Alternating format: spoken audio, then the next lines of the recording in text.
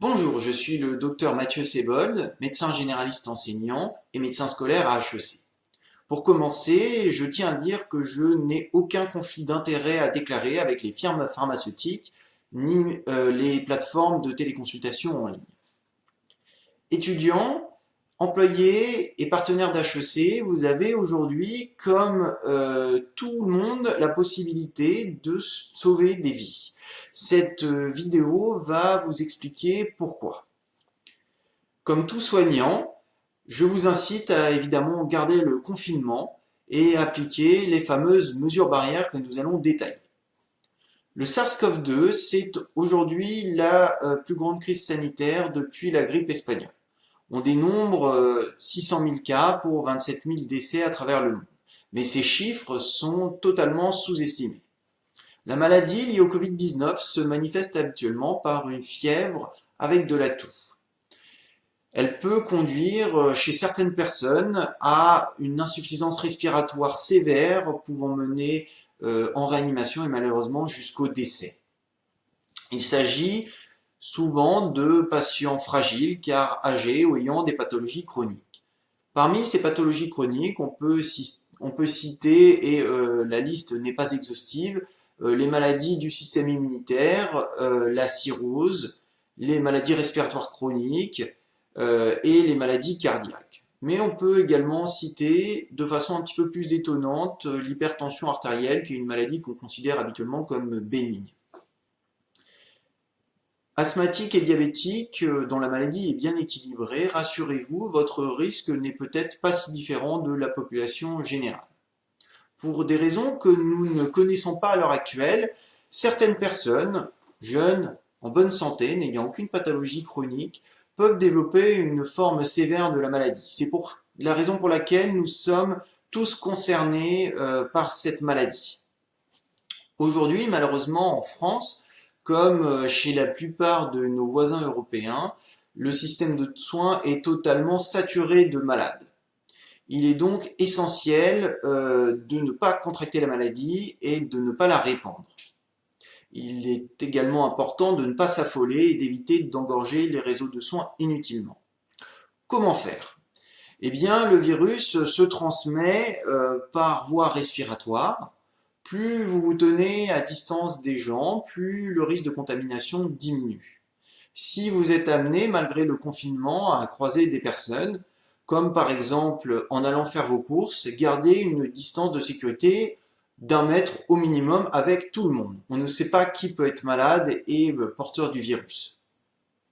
Le masque est particulièrement utile si vous-même vous êtes malade pour ne pas contaminer les autres, ou si, comme nous, soignants, vous êtes amené à vous occuper de personnes malades. Si vous vivez avec quelqu'un de potentiellement infecté, eh bien gardez vos distances, faites chambre à part.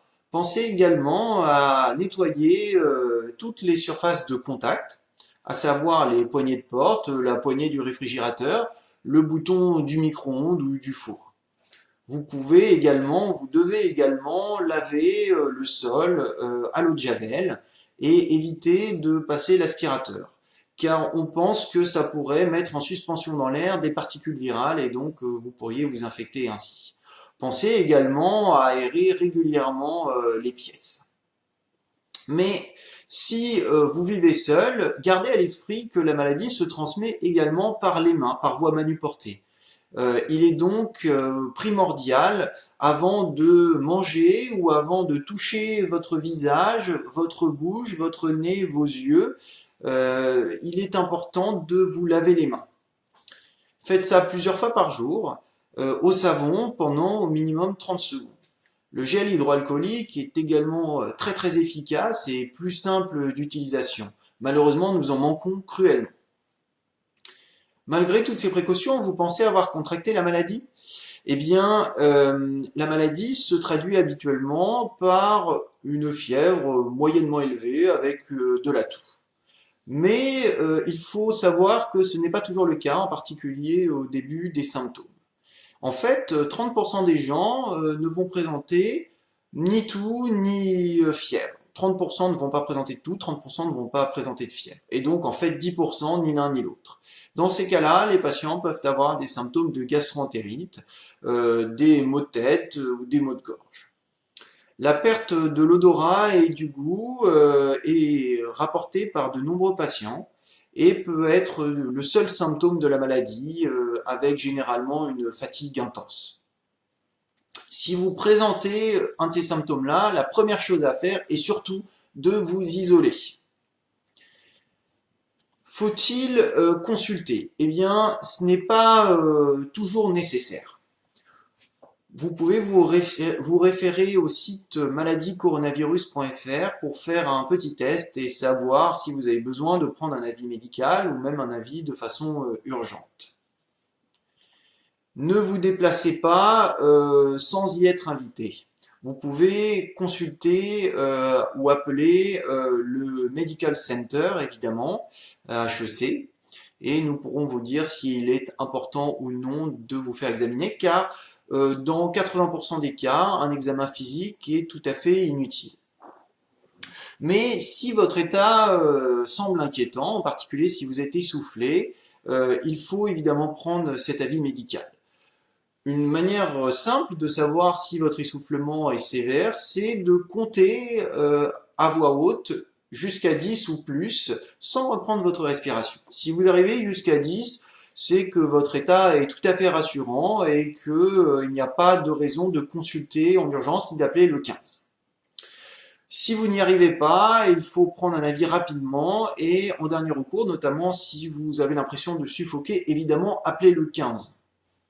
La vidéoconsultation est également un outil très intéressant dans ce contexte d'épidémie et de confinement. Moi-même, je m'y suis mis alors que j'étais plutôt réfractaire. Je vous informe que je suis visible sur Doctolib. Vous recherchez mon nom sur Google, Mathieu Seibold, S-E-I-B-O-L-D, et vous me trouverez tout de suite. Je rappelle que pour les étudiants d'HEC, les consultations sont bien entendu gratuites. Une autre question qu'on peut se poser, c'est est-ce qu'il faut réaliser le test? Alors le test Covid qui recherche l'ARN, équivalent de l'ADN pour le virus, dans les sécrétions nasales, est aujourd'hui réservé uniquement aux patients fragiles suspects et aux soignants. En fait, au-delà du manque de tests qu'on a à l'heure actuelle, il est bien entendu évident que ça n'a pas beaucoup d'intérêt en période de confinement et je vais essayer de vous expliquer pourquoi. Si vous avez la maladie mais que vous êtes en bonne santé et que vous ne présentez pas de signes de gravité, allez vous tester dans un laboratoire ou dans un centre spécialisé ne va rien apporter à votre prise en charge. En effet, il n'y a à l'heure actuelle malheureusement aucun traitement validé. Les niveaux de preuve pour la chloroquine et l'azithromycine sont tout à fait insuffisants pour le recommander à tout le monde. Du coup, ça ne va pas vous apporter une meilleure prise en charge.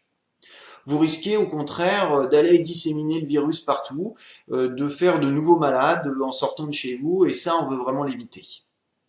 Si au contraire vous n'avez pas la maladie, eh bien vous risqueriez vous-même de vous contaminer dans ces centres, dans ces laboratoires, alors que en fait vous aviez une simple petite grippe. Les tests systématiques recommandés par l'OMS n'auront de sens qu'une fois la levée du confinement ou si nous disposons de traitements efficaces pour prévenir des formes graves de la maladie. Voilà, c'est la fin de cette vidéo. J'espère vous avoir éclairé sur la meilleure façon aujourd'hui de sauver des vies en restant chez vous et en appliquant les mesures barrières. Si vous avez des questions, n'hésitez pas à contacter le Medical Center. Je vous remercie de votre attention.